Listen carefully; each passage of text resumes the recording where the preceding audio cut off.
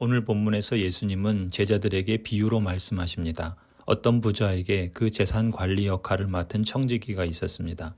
어느 날 이 청지기가 그 재산을 낭비한다는 소문을 주인이 듣습니다. 그는 계약한 대로 맡은 역할에 충실해야 하는데 자신의 직책을 소홀히 했던 것입니다. 불의한 청지기였던 거지요. 그래서 주인이 청지기를 불러놓고 말합니다. 자네를 두고 말하는 것이 들리는데 어찌된 일인가? 청지기를 믿고 일을 맡겼는데 청지기의 불성실한 태도로 인해 실망하고 또 책망합니다. 그래서 이 청지기를 해고합니다. 자네가 맡아보던 청지기 일을 정리하게. 이제부터 자네는 그 일을 볼 수 없네. 그러자 그 청지기는 속으로 생각합니다. 주인이 내게서 청지기 직분을 빼앗으려 하니 어떻게 하면 좋을까?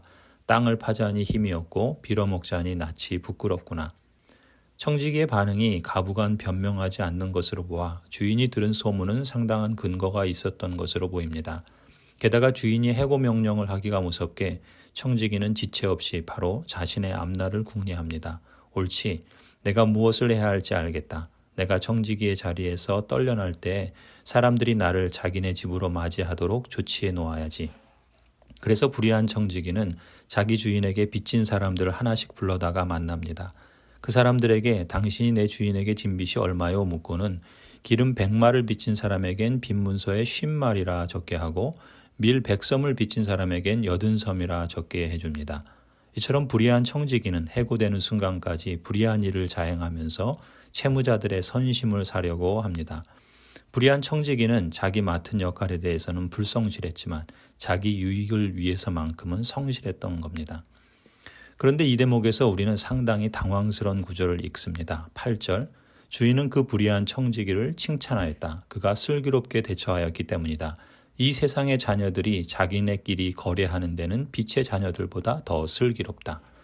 아니, 이게 무슨 말씀입니까? 지금 불의한 청지기는 주인의 소유를 낭비하고 또 주인에게 빚진 사람들의 빚을 선심 쓰듯 자기 마음대로 탕감해주는 그야말로 자기 본분을 망각한 악하고 불의한 청지기인데 그런 사람을 슬기롭게 대처했다고 칭찬하다니요.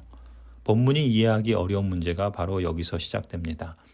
불의한 청지기가 옳지 않은 일을 한 것이 왜 슬기롭냐는 것입니다. 신학자들은 이 문제를 두고 수많은 해석을 쏟아냈습니다.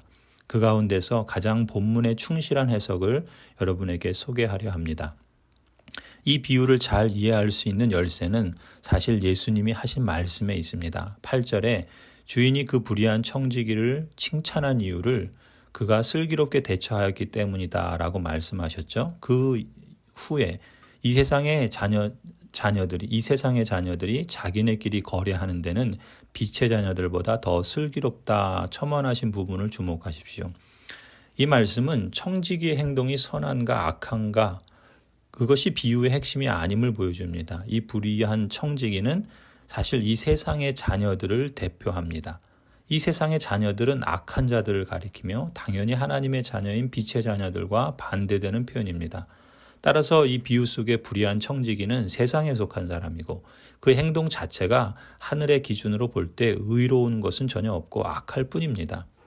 그래서 예수님은 자기네들끼리 거래하는 데는 이라는 조건을 다신 것이죠. 결국 이 불의한 청지기는 말 그대로 옳지 않고 악한 청지기일 뿐입니다.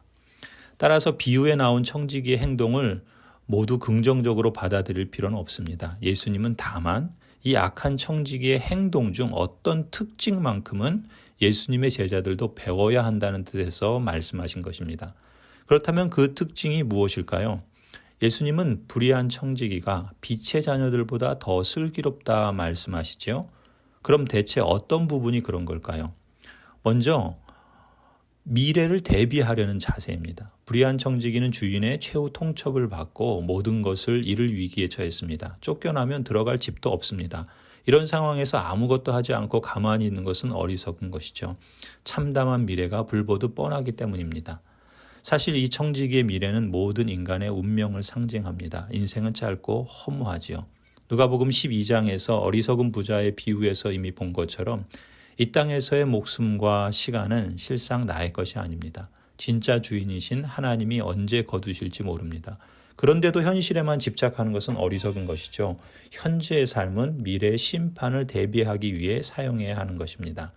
무엇보다 이 불의한 청지기는 주인에게 악한 일을 저질렀으므로 땅을 파고 빌어먹을 운명과 또 쉴 집이 없는 운명에 처해 있었습니다. 이 역시 하나님께 죄를 짓고 끝내 지옥의 심판을 겪어야 할 인간의 운명을 상징하는 것이죠. 내일 본문에서 이어지는 부자와 나사로의 비유에서 부자는 지옥에서 고통을 당하다가 불 속에서 몹시 고통을 당하며 손가락 끝에 물 한 방울을 구걸합니다.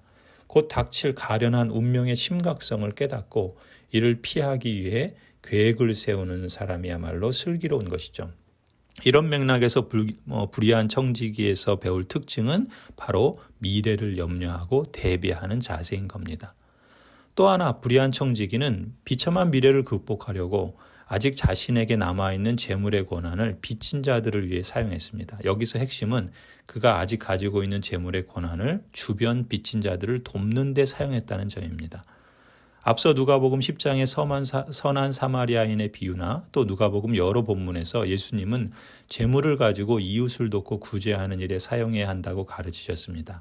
예수님의 가르침에 따르면 이 구제 행위는 단순한 선행의 차원이 아닙니다. 인간이 정결함에 이르는 길이고 하늘의 영원한 보물을 쌓는 방법이고 나아가 영생을 얻는 것이라 말씀하셨습니다.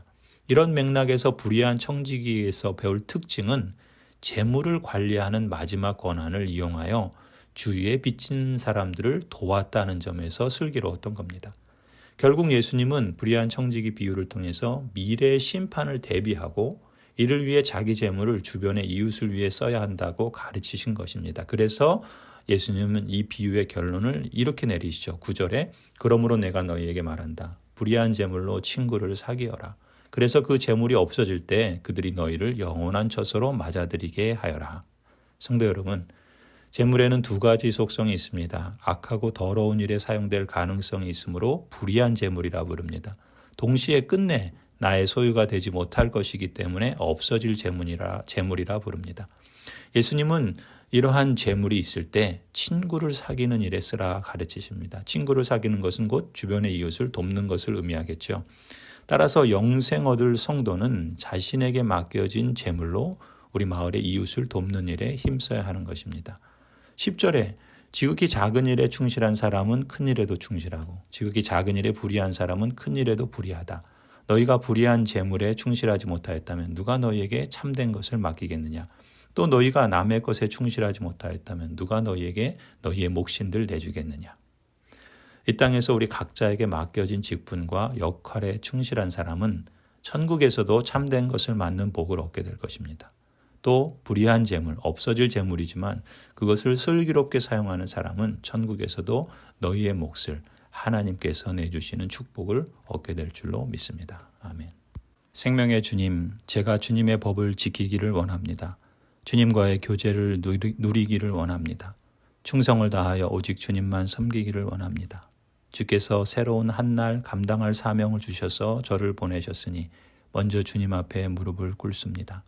새날을 주신 주님께 아주 작은 제 감사의 마음을 드립니다.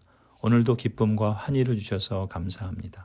긴 밤을 기다려 유익하고 유쾌한 일들을 만나게 하시니 감사합니다. 가능성을 향해 열린 문을 주시니 감사합니다. 새롭게 시작할 수 있는 소망을 주시니 감사합니다. 주님, 간구하오니 제 마음을 소송케 하셔서 이날 주께서 주신 기회를 마음껏 사용할 수 있게 하여 주옵소서.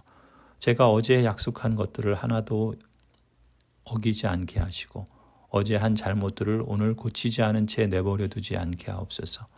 곤경에 처한 지체를 보고도 모른 채 하지 않게 하시고 중요한 의무를 시도해 보지도 않고 포기하거나 제 악한 습관을 비판하지 않은 채 그냥 두지 않게 하옵소서. 제 행동으로 이 세상이 더 살기 좋은 곳이 되는데 도움이 될 수 있다면 제 말이 낙담한 마음을 위로하고 연약한 마음을 품어줄 수 있다면 제 기도가 그리스도의 왕국 확장에 도움이 될 수 있다면 제가 기도하고 말하고 행동하게 하옵소서. 오 주님, 저에게 공손함을 주소서. 결단력 있게 잘 견딜 수 있는 온유함을 주소서. 오래 참는 마음과 자애의 마음을 주시고 순결함을 주소서. 진실하게 말하게 하시고 제가 맡겨진 일에 성실하게 하소서. 때가 참에 우리 주 예수 그리스도를 죽은 자 가운데서 일으키시고 당신의 사랑을 아는 지식으로 우리의 마음을 밝혀주시는 하나님, 제게 그 이름에 합당한 은혜를 베풀어 주옵소서. 아멘.